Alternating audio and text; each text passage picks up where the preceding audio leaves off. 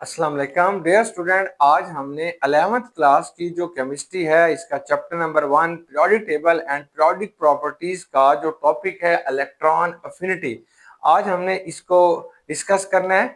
ये जो टॉपिक है बेटा ये लॉन्ग क्वेश्चंस के तौर पर भी एग्जाम में आएगा, इसमें से शॉर्ट और एमसीक्यूज भी बनेंगे और ये एमडी कैट के अंदर भी बहुत ज्यादा इंपॉर्टेंट टॉपिक है। अब इसमें कौन से एक्सेप्शनल केसेस होंगे, कौन से फैक्टर्स होंगे, इन तमाम चीजों को बच्चों आज हमने डिस्कस करना है। सबसे पहले हम जनरली डिफाइन करते हैं व्हाट इज इलेक्ट्रॉन अफिनिटी। तो हम कहते हैं फॉर एग्जांपल ये हमारे पास एक एटम है, एटम को हमने राउंड तस्वर करते हैं।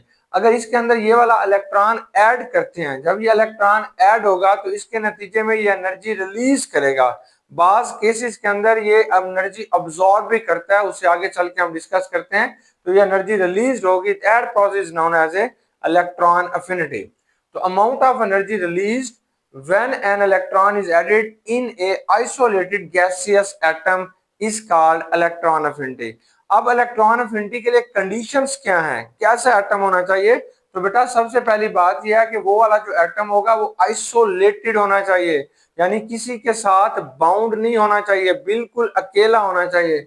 सेकंड जो शर्त है बेटा वो गैसियस स्टेट के अंदर होना चाहिए, यानी अगर वो लिक्विड या सॉलिड है तो it can be converted into A gaseous state. Why? Because it is the simplest form of matter. तीसरी बात यह बेटा आपने हमेशा उसका 1 मोल लेना है, कि उसका 1 मोल होना चाहिए। तो 1 मोल के अंदर से आपने इलेक्ट्रॉन निकालने हैं, तब इस प्रोसेस को आपने इलेक्ट्रॉन अफिनिटी कहते हैं। अब इसके यूनिट क्या होंगे इलेक्ट्रॉन अफिनिटी के? तो ये बेटा किलो जोल पर मोल, यानी 1 मोल के अंदर से इलेक्ट्रॉन निकालने के लिए कितने किलो जोल आपको एनर्जी देनी पड़ेगी, या बेटा जॉल पर मोल होगा। अगर एक एटम से आप निकाल रहे हैं तो इसे आपने इलेक्ट्रॉन वोल्ट पर एटम भी कहते हैं। अब ये बेटा हमने जर्नल इसको एक्सप्लेन करने की कोशिश की है।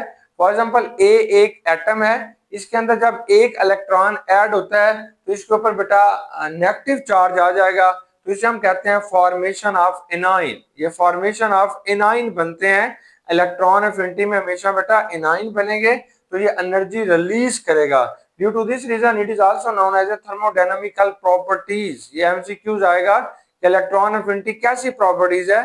तो ऐसे प्रोसेस, ऐसे फिनोमिना जिनके अंदर बेटा हीट अब्सॉर्ब हो रही होती है या हीट इवॉल्व हो रही होती है, such process are known as a thermodynamical process। तो ये बेटा थर्मोडायनामिकल प्रोसेस है, थर्मोडायनामिकल प्रॉपर्टीज है। और मोस्टली आम तौर पर जो फर्स्ट इलेक्ट्रॉन अफिनिटी होती है वो एक्सोथर्मिक होती है, मतलब हीट खारिज करती है। तो first electron affinity of all elements जो होती है वहां पे जो इंथैल्पी चेंज होगी वो हमेशा बेटा नेगेटिव के अंदर होगी। लेकिन यहाँ पे एक्सेप्शनल केस भी आ जाता है। तमाम एलिमेंट्स की जो फर्स्ट इलेक्ट्रॉन अफिनिटी होती है वो मोस्टली एक्सोथर्मिक होगी, मतलब इसकी जो इंथैल्पी चेंज आ रही होगी वो नेगेटिव के अंदर होगी। लेकिन बेटा यहाँ पे एक्सेप्शनल केस भी आ जाता है, except group number 2, group number 2 के एलिमेंट्स 5 और 8 के, या जिन्हें हम कहते हैं 2, ग्रुप नंबर 2 बेटा 15 और 18 के जो एलिमेंट्स होते हैं, जब इनके अंदर आप इलेक्ट्रॉन ऐड करते हैं तो ये एक एंडोथर्मिक प्रोसेस बनता है, यानी इसके अंदर इलेक्ट्रॉन ऐड करने के लिए आपको एनर्जी देनी पड़ती है। अब बेटा सेकंड एंड थर्ड, हमारे पास जो सेकंड और थर्ड इलेक्ट्रॉन अफिनिटी होती है तमाम एटम्स की, मतलब एक एटम के अंदर आपने एक इलेक्ट्रॉन ऐड कर लिया तो वो एटम जो है एनर्जी रिलीज करेगा। लेकिन अगर आप उसमें सेकंड इलेक्ट्रॉन ऐड करते हैं, फिर आप थर्ड इलेक्ट्रॉन ऐड करना चाहते हैं, तब electron affinity are always endothermic for all elements. तमाम एलिमेंट्स के लिए अब ये एंडोथर्मिक हो जाएगी। तो यहाँ पे जो इंथैल्पी होगी वो बेटा आपके पास पॉजिटिव हो जाएगी। अब जो एक्सेप्शनल केस है, मतलब दूसरा सेकंड ग्रुप है 15 और 18 ग्रुप के अंदर ऐसा क्यों हो रहा है, तो वो हम देखते हैं। तो बेटा जो first and all electron affinity are 0 are positive, ये एक एक्सेप्शनल केस हमारे पास आ जाते हैं। तो यहाँ पे आपने बताना है कि कुछ ग्रुप्स के कुछ एलिमेंट ऐसे होते हैं जिसमें फर्स्ट इलेक्ट्रॉन अफिनिटी और बाकी तमाम इलेक्ट्रॉन अफिनिटीज की वैल्यू जो होती है वो या तो 0 में होगी या बेटा वो पॉजिटिव में होगी, मतलब एंडोथर्मिक है। वो अब कौन कौन से एलिमेंट्स हैं, तो आपके पास आएगा beryllium and magnesium. Group number 2 के जो ये दो एलिमेंट्स हैं ब्रिलियम एंड मैग्नीशियम, ये पॉजिटिव होती है इनकी एंडोथर्मिक, ये एंडोथर्मिक होंगे, इनकी इलेक्ट्रॉन अफिनिटी जो होती है वो बेटा पॉजिटिव में होगी। अब ऐसे नाइट्रोजन है, इसका ताल्लुक बेटा ग्रुप नंबर 15 से होगा, और फिर ये नोबल गैसेज होते हैं, ये ग्रुप नंबर 18 के अंदर है। तो इनकी जो इलेक्ट्रॉन फर्स्ट इलेक्ट्रॉन अफिनिटी है, या तमाम इलेक्ट्रॉन अफिनिटी जो होंगी वो एंडोथर्मिक में होंगी। बाज़ औक़ात हम इन्हें ये भी कहते हैं कि ये they have a zero electron affinity. तो बेटा क्यों क्यों ऐसा होता है? वजह यह है कि they do not have attraction for incoming electrons. जो इलेक्ट्रॉन इनके अंदर ऐड किया जा रहा है उसके लिए इनके पास कोई भी अट्रैक्शन है नहीं होगी। अगर अट्रैक्शन होती तो ये एनर्जी को क्या करते बच्चों, रिलीज करते। अब आपने रीजन बतानी है क्यों। तो बेटा ये है कि अगर आप सेकंड ग्रुप की बात करना चाहते हैं तो सेकंड ग्रुप के अंदर जो शेल होता है for new sub shell enter करना पड़ेगा सेकंड शेल के अंदर। देखो जैसे हमारे पास ना ये ब्रिलियम होगा, ब्रिलियम, ये जो बेटा ब्रिलियम है इसके पास टोटल 4 इलेक्ट्रॉन होते हैं। तो 1s में 2 आ गए, 2s में 2 आ गए, ये कंप्लीट हो गया इसका सब शेल। अगर इसमें एक और इलेक्ट्रॉन ऐड करना चाहते हैं तब इसके लिए एक न्यू सब शेल यानी पी सब शेल जो है वो इंट्रोड्यूस करना पड़ेगा, नया सब शेल लगाना पड़ेगा, फिर ये उस सब शेल के अंदर ये इलेक्ट्रॉन ऐड होगा। तो ये नहीं चाहता कि एक नया सब शेल इसके अंदर आए और ये अनस्टेबल हो जाए। तो introduction of new sub shell, ये फॉर सेकंड ग्रुप के अंदर आपको न्यू सब शेल जो है वो इसके अंदर एक बनेगा, फिर वो न्यू इलेक्ट्रॉन उस नए सब शेल में आएगा। तो ये इसलिए नहीं चाहता कि इसकी एनर्जी हाई हो जाए और नया आने वाला इलेक्ट्रॉन हाई एनर्जी में जाए।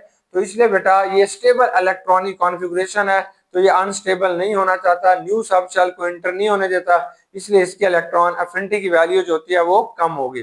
सेकंड ये है बेटा, अगर आप 18 ग्रुप की बात करना चाहते हैं तो 18 ग्रुप के अंदर अगर आप बेटा नियान को देख रहे हैं, नियान को, तो नियान के अंदर 10 इलेक्ट्रॉन होंगे। 1s में 2 होंगे, 2s में 2 होंगे, 2p में बेटा 6 इलेक्ट्रॉन हो जाएंगे। मतलब यह है कि पहले शेल के अंदर 2 इलेक्ट्रॉन होंगे और दूसरे के अंदर 8। पहले शेल के अंदर इसके 2 इलेक्ट्रॉन होंगे, दूसरे के अंदर बेटा 8। तो अगर इसमें एक और इलेक्ट्रॉन ऐड करेंगे तो इंट्रोडक्शन ऑफ न्यू शेल, अब इसके इर्द एक नया शेल लगाना पड़ेगा फॉर 18 ग्रुप के अंदर। तो इसलिए ये एलिमेंट्स नहीं चाहते कि हमारा एक नया शेल आए। जितने शेल आते जाएंगे तो ये अनस्टेबल होते जाएंगे, क्योंकि आने वाले शेल की एनर्जी पहले वाले शेल की एनर्जी से बेटा ज्यादा होगी। तो इसलिए ये अपने अंदर इलेक्ट्रॉन को ऐड नहीं करना चाहते। अब तीसरा जो होता है वो हमारे पास 15 ग्रुप होगा। 15 ग्रुप के अंदर क्या होगा, स्टेबल इलेक्ट्रॉनिक कॉन्फ़िगरेशन होती है, तो वो हाफ फील्ड सब शेल होगा। 15 ग्रुप के अंदर जैसे नाइट्रोजन है तो इसकी बेटा स्टेबल इलेक्ट्रॉनिक कॉन्फ़िगरेशन है, ये अपने आप को अनस्टेबल नहीं करना चाहता because it is a half field. देखिए कैसे बच्चों, जैसे हमारे पास ना नाइट्रोजन होता है, it consist of 7 electron. 1s में बेटा 2 इलेक्ट्रॉन होंगे, 2s में 2 होंगे, और ये p के अंदर इसके 3 इलेक्ट्रॉन आ रहे हैं। p के अंदर अगर 3 इलेक्ट्रॉन हो तो ये हाफ फील्ड होता है, तो ये स्टेबल हो जाता है। इसलिए भी बेटा नाइट्रोजन के अंदर एक इलेक्ट्रॉन इंटर करना मुश्किल हो जाएगा, क्योंकि स्टेबल इलेक्ट्रॉनिक कॉन्फ़िगरेशन अब अनस्टेबल के अंदर है कन्वर्ट हो जाएगी। अब आपने बताना है कि इलेक्ट्रॉन अफिनिटी को, जो हमारी बुक है उसके अंदर फर्स्ट इलेक्ट्रॉन अफिनिटी और सेकंड इलेक्ट्रॉन अफिनिटी कैसे डिफाइन करेंगे। तो फर्स्ट इलेक्ट्रॉन अफिनिटी क्या होगी, तो आप इसको डिफाइन करेंगे द इंथैल्पी चेंज। इंथैल्पी कहते हैं बेटा हीट को। The enthalpy change involved when 1 mole of electron is added to 1 mole of gaseous atom. अगर 1 मोल आपने इलेक्ट्रॉन ऐड किया है 1 मोल ऑफ गैसियस एटम्स के अंदर to form -1 mole of gaseous union active ion, ताकि आपने 1 मोल जो होता है वो गैसियस एटम को यूनियन एक्टिव आयन में कन्वर्ट कर सकें under standard conditions, is called first electron affinity. यानी अगर आपके पास 1 मोल किसी भी एलिमेंट का गैसियस स्टेट के अंदर है और इसके अंदर आपने 1 मोल इलेक्ट्रॉन को ऐड करते हैं ताकि ये union active ion gaseous state के अंदर कन्वर्ट हो जाए, तो इसके लिए जितनी एनर्जी ये रिलीज करेगा यूनियन एक्टिव आयन को बनाने के लिए, तो that is known as a first electron affinity. जैसे ये क्लोरीन है, ये बेटा गैसियस स्टेट के अंदर, एटॉमिक स्टेट के अंदर पाई जा रही है। इसके अंदर जब 1 इलेक्ट्रॉन ऐड होगा तो ये क्लोराइड आयन बनेगा, ये भी गैसियस स्टेट के अंदर होगा। यहाँ पे जो first enthalpy change, delta H कहते हैं इंथैल्पी चेंज। ई ए से मुराद है इलेक्ट्रॉन अफिनिटी, 1 से मुराद है फर्स्ट।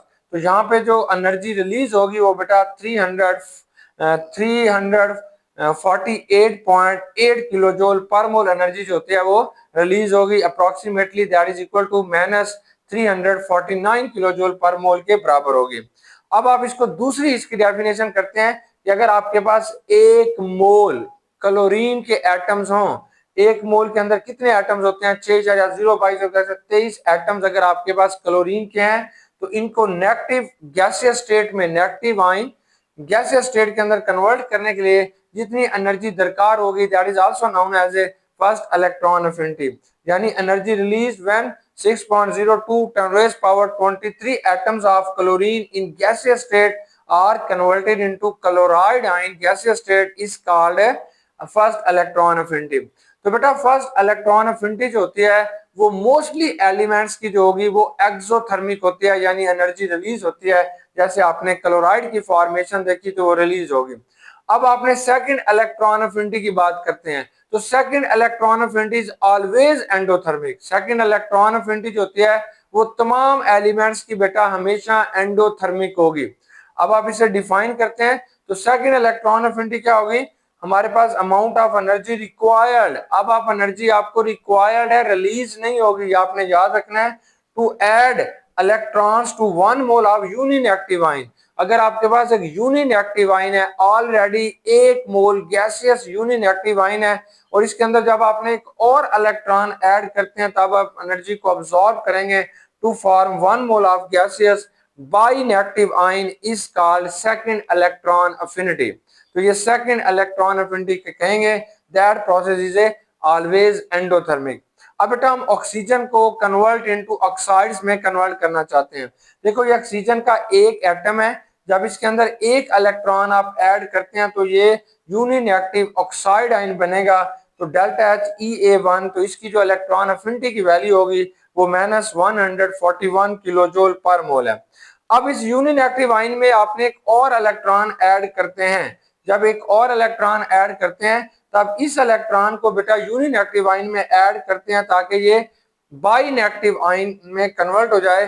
तो इसके लिए जो आपको एनर्जी दरकार होती है वो बेटा 798 किलो जूल पर मोल, ये हमारी न्यू बुक में लिखी है।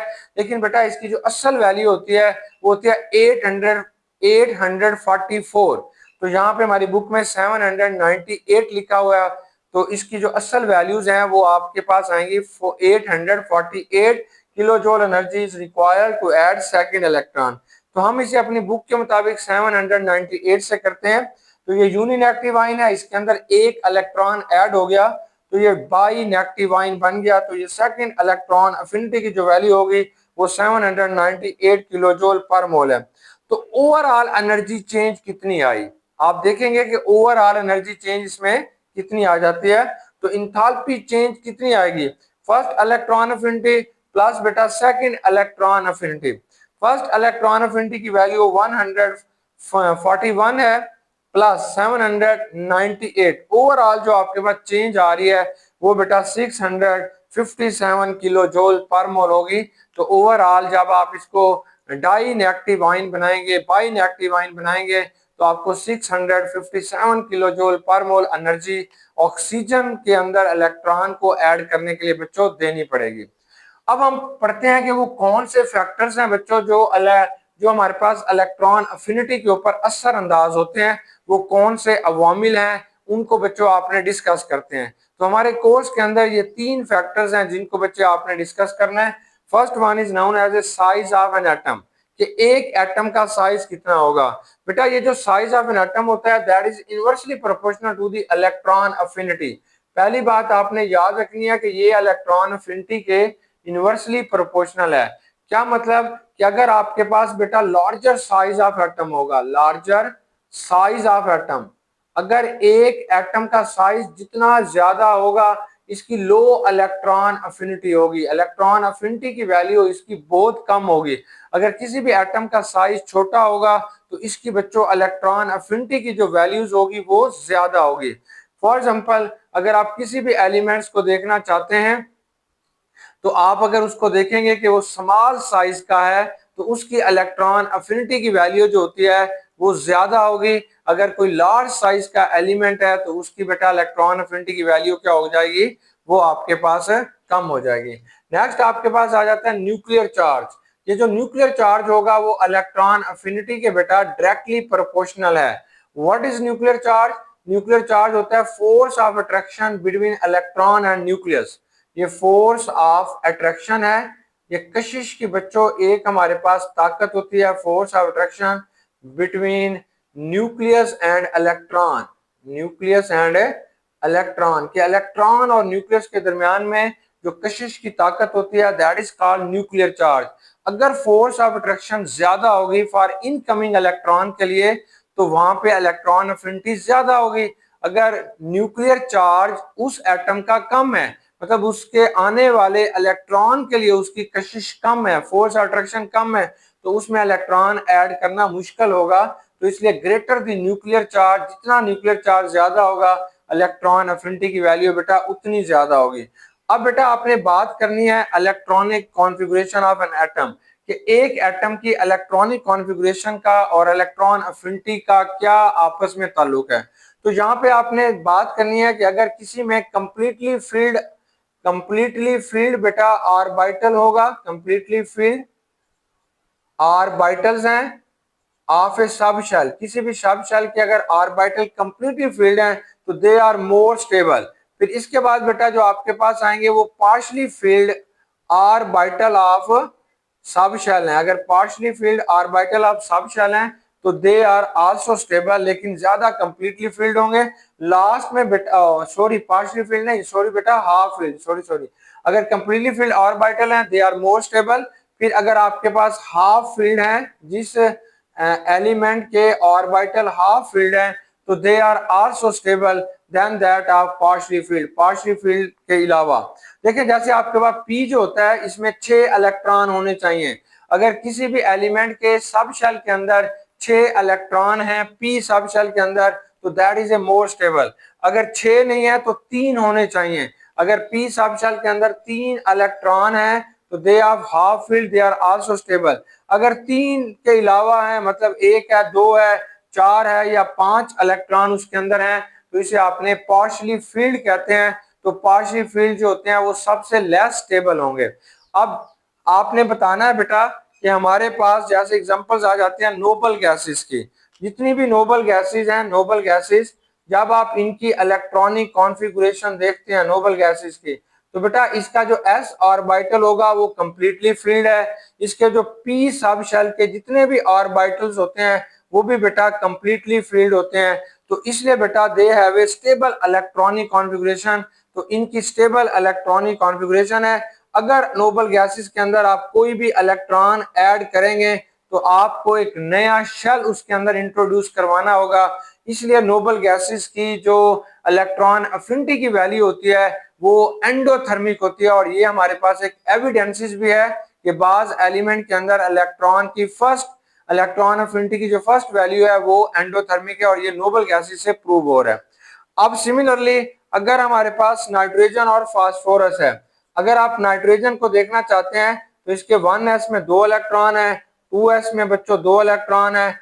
अब p सब शेल, बेटा ये जो p होता है इसको बच्चों आपने सब शेल कहते हैं, p को क्या कहेंगे?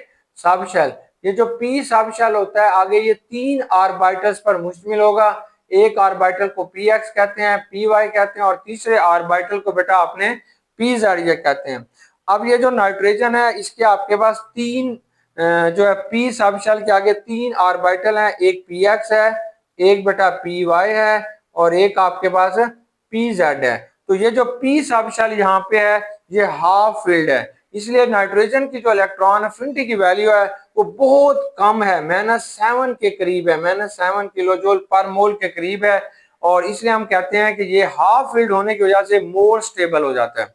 सिमिलरली अगर आप फास्फोरस को देखना चाहते हैं तो इसमें 15 इलेक्ट्रॉन होंगे, 1s में 2 होंगे, 2s में बेटा 2 होंगे, 2p में इसके 6 होंगे, 3s में इसके 2 होंगे, 3px में बच्चों इसका 1 होगा, 3py में भी इसका 1 होगा और 3pz में भी इसका 1 होगा।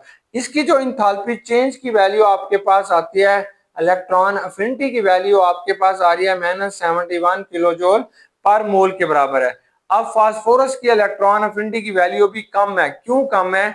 बिकॉज इसका जो p सब शेल है इसके जो 3 आगे ऑर्बिटल्स हैं वो सारे हाफ फील्ड हैं, और अगर किसी भी चीज के अंदर हाफ फील्ड ऑर्बिटल्स होंगे तो दे आर मोर स्टेबल, वो सबसे ज्यादा स्टेबल होते हैं। तो इसका बेटा अपने स्क्रीनशॉट ले लें।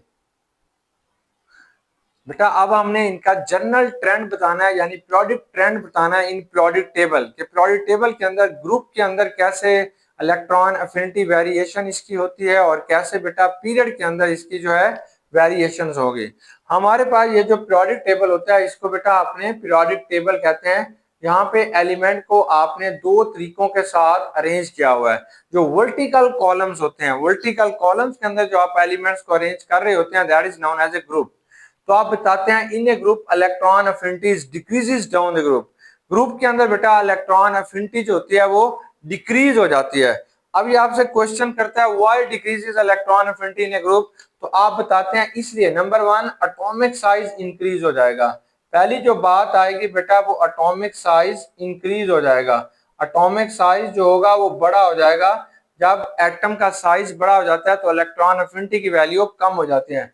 Number two nuclear charge decrease हो जाता है। न्यूक्लियर चार्ज क्या होगा, force of attraction between nucleus and incoming electron वो कम हो जाएगी।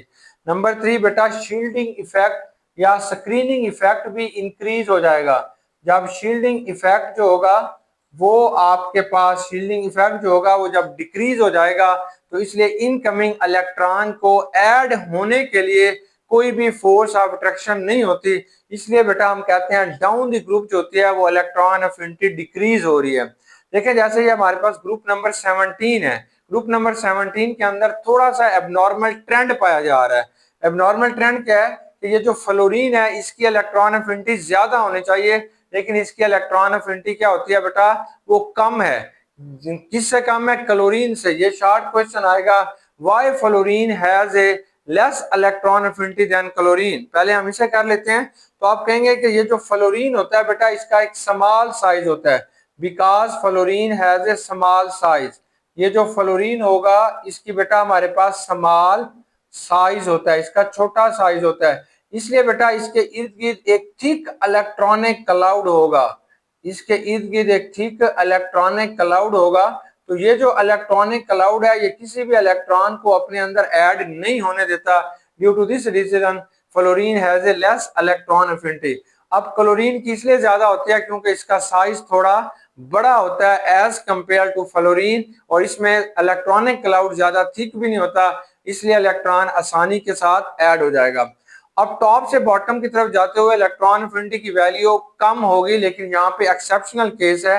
फ्लोरीन की जो इलेक्ट्रॉन अफिनिटी की वैल्यू है वो -328 है, जबकि क्लोरीन की बेटा -349 है, ब्रोमीन की 324 है, और आयोडीन की -295 और एस्टाटीन की -270 है। यानी टॉप से बॉटम की तरफ जाते हुए इलेक्ट्रॉन अफिनिटी की वैल्यू कम हो रही है।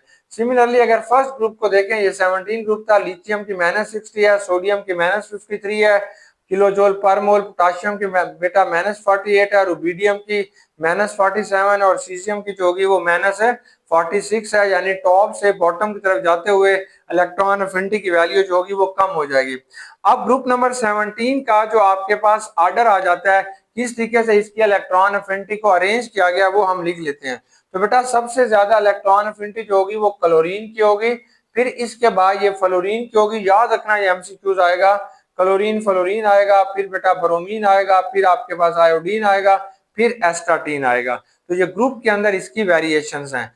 अब हम पीरियड के अंदर इलेक्ट्रॉन अफिनिटी को देखना चाहते हैं कि पीरियड के अंदर इसका क्या ट्रेंड है। तो इसका जो ट्रेंड है बेटा फर्स्ट इलेक्ट्रॉन अफिनिटी आपने बनाई है। तो पीरियड के अंदर क्या होता है, ये हम लेफ्ट टू राइट की तरफ जब मूव कर रहे होते हैं तो that is known as a period. तो ये बेटा आपने लेफ्ट टू राइट की तरफ जब आप जाते हैं एलिमेंट्स को अरेंज करते हैं हॉरिजॉन्टल रोज के अंदर तो that is known as a period. तो इसे पीरियड कहते हैं। सबसे पहले हमने सेकंड पीरियड की इलेक्ट्रॉन अफिनिटी को देखना चाहते हैं कि सेकंड पीरियड के अंदर क्या ट्रेंड होगा। तो सेकंड पीरियड के अंदर बेटा जो आपके पास एलिमेंट आ जाते हैं वो आपने याद किया हुआ है, listen, BBC news on Friday night, ये वाले एलिमेंट है। यानी लिथियम है, ब्रिलियम है, बोरान है, कार्बन है, नाइट्रोजन है, ऑक्सीजन है, फ्लोरीन है, और बेटा हमारे पास क्या आएगा, नियॉन है, नियॉन। अब आपने इनको इनको ग्राफ ड्रा करेंगे between electron affinity and period number, group number, electron affinity and group number. बेटा ये जो लिथियम है इसकी आयोनाइजेशन फर्स्ट इलेक्ट्रॉन एफिनिटी की जो वैल्यू होती है वो आपके पास नेगेटिव में है, लेकिन ये जो बेरिलियम है इसकी इलेक्ट्रॉन एफिनिटी की वैल्यू जो होती है वो 0 से भी कम हो जाती है। वजह क्या है? इसकी स्टेबल इलेक्ट्रॉनिक कॉन्फ़िगरेशन है। इसका जो S होता है इसके अंदर 2 इलेक्ट्रॉन पाए जाते हैं, इसलिए ये नया इलेक्ट्रॉन एक्सेप्ट नहीं करना चाहता। फिर ये ग्रुप नंबर 3 होगा, इसमें बोरान की ज्यादा होगी, फिर ये कार्बन की होगी, फिर ये हमारे पास ना नाइट्रोजन आ जाएगा। नाइट्रोजन की इलेक्ट्रॉन एफिनिटी फिर कम हो जाएगी because it is a half filled है। फिर बेटा आपने इधर चले जाएंगे तो ये आपके पास ऑक्सीजन होगा, ये बेटा फ्लोरीन होगी, और यहाँ पे हमारे पास क्या आ जाएगा? नियॉन आ जाएगा। नियॉन की जो ऑक्सीडेशन, ये जो इलेक्ट्रॉन एफिनिटी की वैल्यू है वो 0 से भी कम हो जाती है। मतलब यह है कि इनके अंदर इलेक्ट्रॉन ऐड करना थोड़ा मुश्किल होगा, ये हमने पहले डिस्कस कर लिया। अब ये जो पीरियड है इसमें अमूमी तौर पर इलेक्ट्रॉन एफिनिटी की वैल्यू बढ़ रही है, लेकिन कुछ एक्सेप्शनल केसेस की वजह से यहाँ पे इलेक्ट्रॉन एफिनिटी की वैल्यू कम हो जाती है। वो आप बताओगे ग्रुप नंबर 2 के अंदर, 5 के अंदर, या जिसे हम 15 कहते हैं 8 के अंदर, या बेटा इसे आप 18 कहते हैं। इसको पहले मैंने डिस्कस कर लिया due to stable electronic configuration के हवाले से। अब बेटा हमारे पास ना कुछ क्विक चेक जो है क्वेश्चन दिए गए हैं, अब हम उनको डिस्कस कर लें जो हमारे इस सिलेबस में शामिल है। पहला हमारा क्वेश्चन यह है कि फर्स्ट इलेक्ट्रॉन एफिनिटी जो होती है ऑक्सीजन की वो -41 है, जबकि दूसरी जो इलेक्ट्रॉन, ये ऑक्सीजन है बेटा, इसकी जो फर्स्ट इलेक्ट्रॉन एफिनिटी की वैल्यू होती है वो आपके पास डेल्टा HeA1 बराबर है, ये आपके पास आ जाएगी -141 किलोजोल पर मोल है। लेकिन अगर आप यूनिनेगेटिव आयन में एक और इलेक्ट्रॉन ऐड करते हैं ताकि आप इसे die negative ion, by negative ion बना सकें, तो इसकी जो वैल्यूज होती है वो 844 है। वाई ऐसा क्यों होता है? ये पॉजिटिव में क्यों है? ये एंडोथर्मिक क्यों है? इसको हमने पहले भी डिस्कस कर लिया था। तो असल में होता यह है बेटा कि हमारे पास हमारे पास जब एक इलेक्ट्रॉन ऐड हो जाता है, तब एक नया जब इलेक्ट्रॉन इसके अंदर इंटर होने की कोशिश करता है तो पहले से मौजूद जो इलेक्ट्रॉन है वो आने वाले इलेक्ट्रॉन को बच्चों रिपेल करते हैं। तो ड्यू टू रिपल्शन फोर्सेस इसकी जो इलेक्ट्रॉन एफिनिटी होती है वो अब जबरदस्ती इलेक्ट्रॉन ऐड करना पड़ेगा, तब आपको उसको एनर्जी देनी पड़ेगी, तब जाके वो इलेक्ट्रॉन जो होगा वो ऐड होगा। नेक्स्ट जो क्वेश्चन है बेटा वो फिर एबनॉर्मल या एक्सेप्शनल केस की तरफ आ जाता है। एक्सेप्शनल केस हमारे पास क्या होगा, तो उसको बेटा अब हम डिस्कस करते हैं कि एक्सेप्शनल केसेस की तरफ इसका क्वेश्चन आ रहा है। तो अब आपने एक बात को समझना है कि हमारे पास जो सेकंड पीरियड होता है, अब बेटा ये बहुत अहम क्वेश्चन है कि हमारे पास बेटा ये जो सेकंड पीरियड है, सेकंड पीरियड के अंदर जो एलिमेंट्स आ जाते हैं वो लिथियम है, बेरिलियम है। हमने यहां से शुरू करना है। नाइट्रोजन होगा, ये नाइट्रोजन है बेटा, ये ऑक्सीजन है, ये फ्लोरीन है। यही 3 क्वेश्चन हमसे पूछे गए हैं। ये सेकंड पीरियड है। अब सेकंड पीरियड वाले जितने भी एलिमेंट्स होते हैं, ये नाइट्रोजन के नीचे फास्फोरस है, सल्फर है और क्लोरीन है। अब यहाँ पे एबनॉर्मल ट्रेंड आ रहा है इन 6 एलिमेंट्स के अंदर। होता क्या है कि ये जो 3 एलिमेंट्स है इनकी इलेक्ट्रॉन एफिनिटी की वैल्यू ज्यादा होनी चाहिए थी सेकंड पीरियड की। ये जो 3 एलिमेंट है बेटा, they belong to third period, ये थर्ड पीरियड के साथ बिलोंग करते हैं।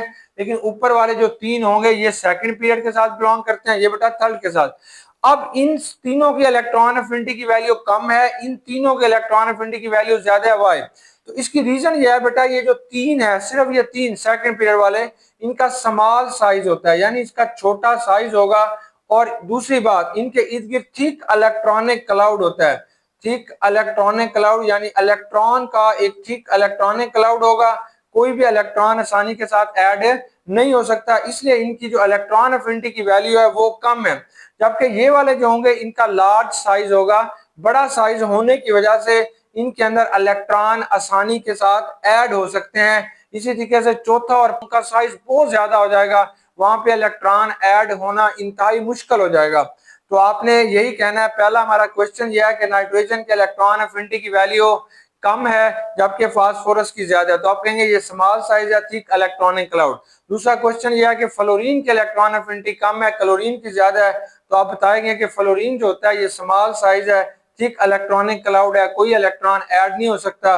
जबकि क्लोरीन जो है इसका साइज बड़ा है, इसमें बेटा आसानी के साथ इलेक्ट्रॉन ऐड हो सकता है। बेस्ट विशेष, गुड लक, अल्लाह हाफिज।